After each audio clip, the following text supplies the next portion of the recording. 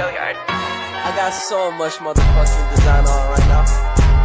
Break it down, bring it back, make it clap. I got 3 old thoughts, new guap, wear that thing. Bitches on my line, and you know. Assalamualaikum warahmatullahi wabarakatuh. Saya Umi Zahra Barokah. Saya akan mempresentasikan mata kuliah bimbingan dan konseling. Untuk materinya yaitu tujuan dan fungsi bimbingan dan konseling, yang kedua jenis layanan dan kegiatan bimbingan konseling, yang ketiga bimbingan konseling kelompok. Yang pertama, bimbingan. Bimbingan merupakan proses pemberian bantuan. Bantuan itu diberikan kepada individu, baik perseorangan maupun kelompok. Sasaran pelayanan bimbingan adalah orang yang diberi bantuan, baik seorang secara individu maupun secara kelompok. Tujuan bimbingan adalah memperkembangkan kemampuan orang yang dibimbing untuk dapat mengatasi sendiri masalah-masalah yang dihadapinya dan akhirnya dapat mencapai kemandirian. Yang kedua yaitu konseling. Konseling yaitu proses pemberian bantuan yang dilakukan melalui wawancara konseling oleh seorang konselor kepada individu yang sedang mengalami suatu masalah. Selanjutnya yaitu tujuan umum bimbingan konseling. Tujuan umum bimbingan dan konseling adalah untuk membantu individu memperkembangkan diri secara optimal sesuai dengan tahap perkembangan dan predisposisi yang dimilikinya, seperti kemampuan dasar dan bakat-bakatnya, berbagai latar belakang yang ada seperti latar belakang keluarga, pendidikan, status sosial ekonomi, serta sesuai dengan tuntutan positif lingkungannya. Dalam kaitan ini, bimbingan konseling membantu individu menjadi insan yang berguna dalam kehidupannya yang memiliki berbagai wawasan, pandangan, interpretasi, pilihan, penyesuaian, dan keterampilan yang tepat. Selanjutnya yaitu tujuan khusus bimbingan konseling. Tujuan khusus bimbingan konseling merupakan penjabaran tujuan umum tersebut yang dikaitkan secara langsung dengan permasalahan yang dialami oleh individu yang bersangkutan, sesuai dengan kompleksitas permasalahannya itu. Masalah-masalah individu bermacam ragam jenis, intensitas, dan sangkut pautnya, serta masing-masing bersifat unik. Oleh karena itu, tujuan bimbingan dan konseling untuk masing-masing individu bersifat unik pula. Tujuan bimbingan dan konseling untuk seorang individu berbeda dari dan tidak boleh disamakan dengan tujuan bimbingan dan konseling untuk individu lainnya. Selanjutnya yaitu fungsi bimbingan dan konseling. Yang pertama, fungsi pemahaman. Pemahaman masalah oleh individu atau klien sendiri merupakan modal dasar bagi pemecahan masalah tersebut. Pelayanan bimbingan dan konseling diharapkan mampu mengantarkan klien memahami masalah yang dihadapinya. Yang kedua yaitu fungsi pencegahan. Fungsi pencegahan yaitu arah upaya pencegahan yang perlu dilakukan oleh konselor adalah A. Mendorong perbaikan lingkungan yang kalau diberikan akan berdampak negatif terhadap individu yang bersangkutan. B. Mendorong perbaikan kondisi diri pribadi klien. C. Mendorong individu untuk tidak melakukan sesuatu yang akan memberikan resiko yang besar dan melakukan sesuatu yang memberikan manfaat. Yang ketiga yaitu fungsi pengentasan. Salah satu contohnya perumpamaan terjadi konflik pada diri klien. Sebagai konselor membantu klien untuk mengenali dan menerima perasaan-perasaan dan keinginan-keinginan yang berlainan arah itu, sehingga konflik itu teratasi. Fungsi keempat yaitu fungsi pemeliharaan dan pengembangan. Pemeliharaan yang baik bukanlah sekedar mempertahankan agar hal-hal yang dimaksudkan tetap utuh, tidak merusak dan tetap dalam keadaan semula, melainkan juga mengusahakan agar hal-hal tersebut bertambah baik kalau dapat lebih indah, lebih menyenangkan, memiliki nilai-nilai tambah daripada waktu-waktu sebelumnya. Pemeliharaan yang demikian itu adalah pemeliharaan yang membangun, pemeliharaan yang memperkembangkan. Selanjutnya yaitu jenis-jenis layanan dan kegiatan bimbingan konseling. Layanan dan bimbingan konseling adalah upaya sistem objektif, logis, dan berkelanjutan yang dilakukan oleh konselor untuk memfasilitasi perkembangan konseli untuk mencapai kemandirian dalam wujud kemampuan memahami, menerima, mengarahkan, dan mengambil keputusan. Macam-macam layanan dalam bimbingan konseling meliputi 1. Layanan orientasi, 2. Layanan informasi, 3. Layanan penempatan penyaluran, 4. Penguasaan konten atau bimbingan konseling, dan 5. Yaitu layanan konseling perseorangan. Yang pertama yaitu layanan orientasi. Layanan orientasi merupakan suatu layanan terhadap siswa di sekolah yang berelasi dengan tatapan ke depan dan tentang sesuatu yang baru. Layanan orientasi ini biasanya diberikan saat siswa menginjakkan kaki ke sekolah barunya. Pihak sekolah memberikan perkenalan tentang sekolah tersebut kepada siswa baru. Itu juga dilakukan oleh guru bidang studi dengan memberikan perkenalan dan menjelaskan mekanisme pembelajaran dengannya sebelum masuk pada materi pembelajaran. Menurut Fatmawati, adapun penyusunan program dilakukan melalui 3 tahap, yaitu yang pertama melakukan pengkajian terhadap kegiatan. Yang kedua, merumuskan program kegiatan layanan orientasi dan informasi. Yang ketiga yaitu sosialisasi program. Yang kedua yaitu layanan informasi. Layanan informasi adalah layanan yang dilakukan untuk memberikan informasi atau pemahaman kepada individu-individu yang berkepentingan tentang berbagai hal yang diperlukan untuk menjalani suatu tugas atau kegiatan sesuai dengan tujuan. Tujuan dari layanan informasi yaitu untuk membekali individu dengan berbagai pengetahuan dan pemahaman tentang berbagai hal yang berguna untuk mengenal diri, merencanakan, dan mengembangkan pola kehidupan sebagai pelajar, anggota keluarga, dan masyarakat. Layanan informasi menjadikan individu mandiri, yaitu memahami dan menerima diri dan lingkungan secara positif, objektif, dan dinamis. Mampu mengambil keputusan, mampu mengarahkan diri sesuai dengan kebutuhannya tersebut, dan akhirnya dapat mengaktualisasikan dirinya. Selanjutnya yaitu layanan penempatan penyaluran. Layanan penempatan penyaluran yaitu layanan yang memungkinkan peserta didik memperoleh penempatan penyaluran yang tepat yang sesuai dengan potensi, bakat, dan minat serta kondisi pribadi, sehingga perencanaan karir dapat dilaksanakan dengan baik melalui layanan-layanan yang ada pada bimbingan konseling.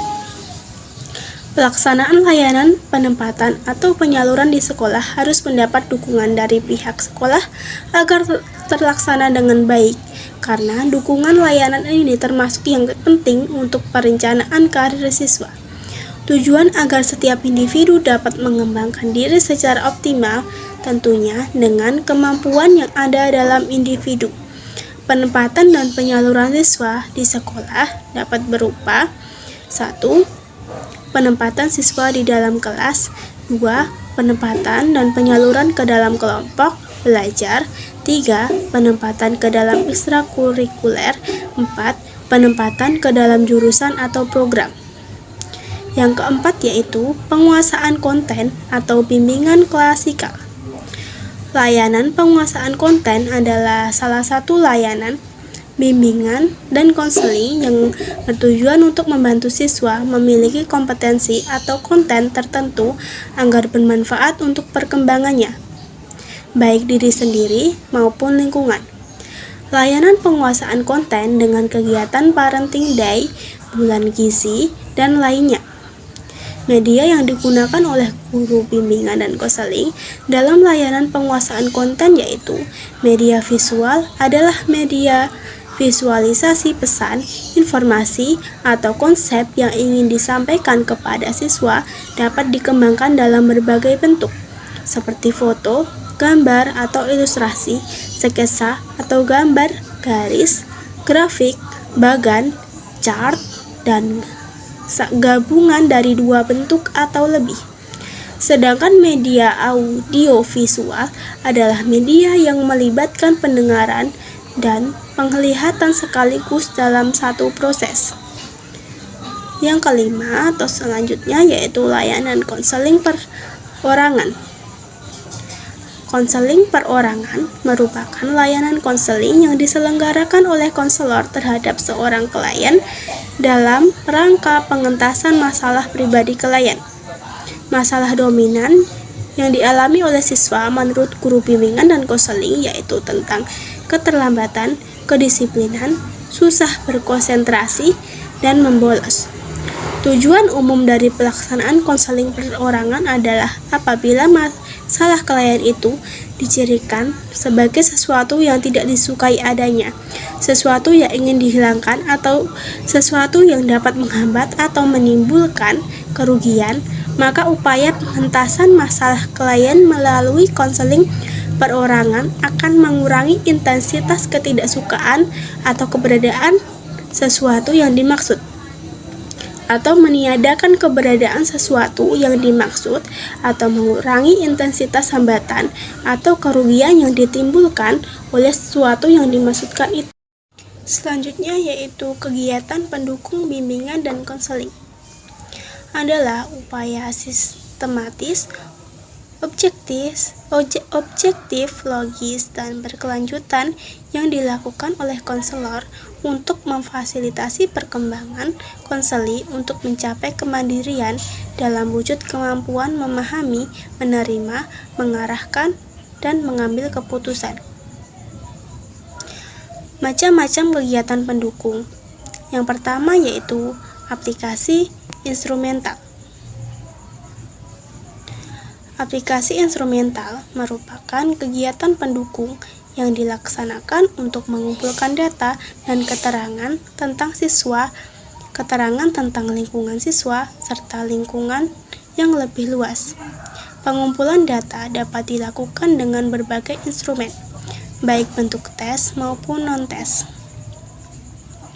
Yang kedua yaitu himpunan data.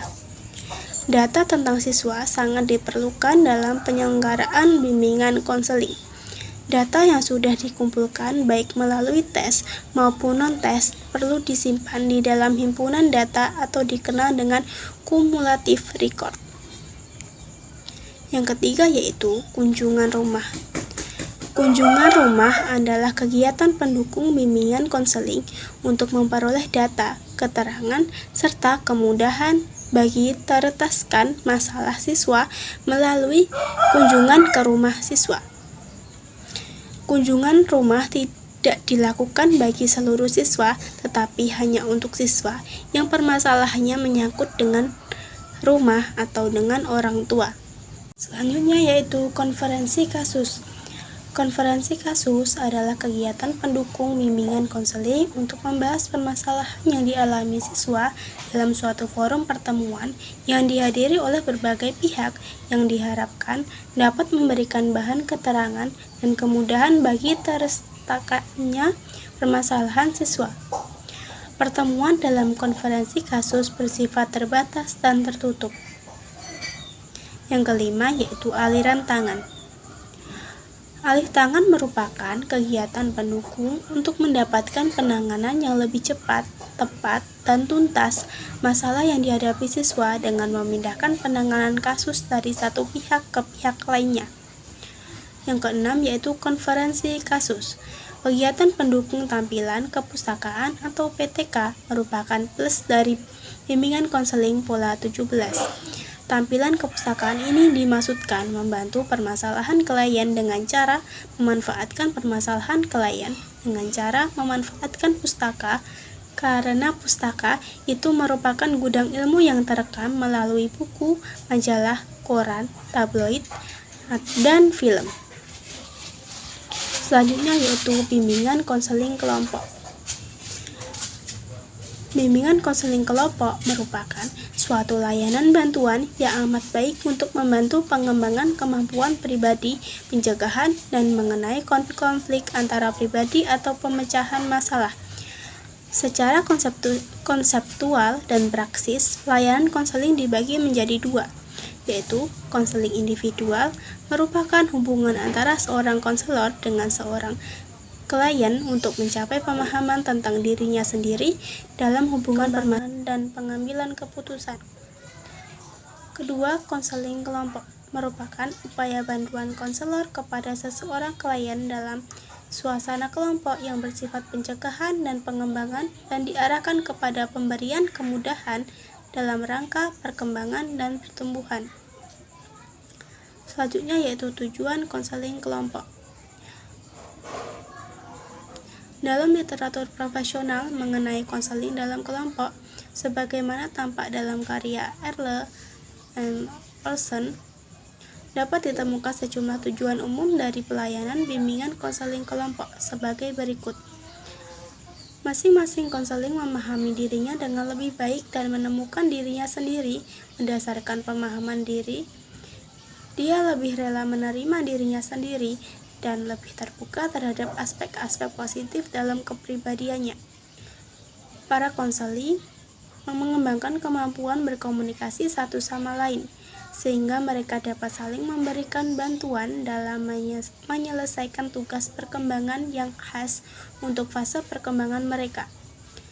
Para konseling memberikan kemampuan mengatur dirinya sendiri dan mengarahkan hidupnya sendiri, diawali dalam kontak antar pribadi dalam kelompok dan kemudian juga dalam kehidupan sehari-hari di luar lingkungan kelompoknya. Para konseling menjadi lebih peka terhadap kebutuhan orang lain dan lebih mampu menghayati perasaan orang lain. Kepekaan dan penghayatan ini akan membuat mereka lebih sensitif terhadap kebutuhan psikologis dan alam perasaan sendiri. Selanjutnya yaitu manfaat konseling kelompok, yaitu 1. Mampu memperluas populasi layanan. Yang kedua, menghemat waktu pelaksanaan. Yang ketiga, mengajarkan individu untuk selalu berkomitmen pada aturan. Yang keempat, mengajarkan individu untuk hidup dalam suatu lingkaran yang lebih luas. Yang kelima, terbuka terhadap perbedaan dan persamaan dirinya dengan orang lain. Selanjutnya yaitu elemen konseling kelompok. Dalam konsep konseling kelompok sebagai suatu sistem di dalamnya tersirat, maka tujuan, sasaran, dan sifat hubungan yang perlu dibangun oleh konselor dan klien. Yang pertama, individu. Kesadaran akan pengakuan terhadap individu yang memiliki keunikan dan sebagai manusia dengan harapan, nilai-nilai, dan permasalahan yang dihadapinya. Yang kedua, yaitu suasana kelompok. Bertukar pengalaman dan bekerja sama dengan orang lain sehingga mendorong mereka mampu memahami dirinya dan memberikan bantuan pemikiran bagi anggota yang lain. Yang ketiga, pencegahan. Konseling kelompok mampu mencegah munculnya permasalahan yang akan mengganggu kehidupan klien sebagai individu maupun anggota masyarakat. Yang keempat, pertumbuhan dan perkembangan. Mampu mendorong klien memahami kelebihan dan kekurangan dirinya serta potensi yang mereka miliki menjadi modal bagi perwujudan diri dalam kehidupan selanjutnya. Yang kelima, penyembuhan. Selanjutnya yaitu kelemahan konseling kelompok. Konseling kelompok juga dapat mengandung kelemahan-kelemahan sebagai berikut. 1. Suasana dalam kelompok yang dirasakan oleh beberapa anggota kelompok sebagai paksaan moral untuk membuka isi hatinya seperti teman yang lain, padahal mereka belum siap untuk terbuka dan jujur, karena apa yang akan dikatakan terasa memalukan bagi dirinya sendiri. B. Persoalan pribadi beberapa anggota kelompok mungkin kurang mendapat perhatian dan tanggapan sebagaimana mestinya, karena perhatian kelompok terfokus pada suatu masalah umum dan terpusat pada persoalan pribadi konseling yang lain. Hal ini mengakibatkan perasaan tidak puas oleh beberapa anggota lain. Yang ketiga, bagi konselor sendiri pun lebih sulit memberikan perhatian penuh pada masing-masing konseling Siswa yang mengalami kesulitan untuk mengungkapkan perasaan dan pikiran secara terbuka karena kehadiran seseorang yang secara spontan dipandang sebagai pemegang otoritas. Selanjutnya yaitu kelebihan konseling kelompok. Sebagai suatu pemberian bantuan, konseling kelompok memiliki kelebihan yaitu efisiensi. Konseling kelompok lebih efisien karena dapat memberikan layanan bantuan kepada sejumlah individu. Yang kedua, keragaman sumber dan sudut pandang. Sumber bantuan tidak hanya dari konselor, tetapi dari sejumlah individu atau klien sebagai anggota kelompok dengan sudut pandang yang lebih kaya. Yang ketiga, yaitu pengalaman kebersamaan. Individu atau seorang klien tidak akan merasa bahwa hanya dirinya yang mengalami permasalahan tertentu dalam kehidupannya, tetapi orang lain pun mengalami permasalahan walaupun sedikit. Yang keempat, rasa saling memiliki. Dalam suasana kelompok yang kohesif atau saling berhubungan, kebutuhan untuk mencintai dan dicintai, menerima dan diterima, menghargai dan dihargai akan tumbuh dan dirasakan langsung oleh masing-masing anggota kelompok. Yang kelima, yaitu praktek keterampilan. Individu atau seorang klien mendapat tempat untuk mempraktekkan tingkah laku, melakukan percobaan, dan mendapat dukungan sosio-emosional sebelum dipraktekkan dalam kehidupan nyata di luar kelompok. Sekian presentasi dari saya. Apabila ada salah kata, saya mohon maaf yang sebesar-besarnya. Wassalamualaikum warahmatullahi wabarakatuh.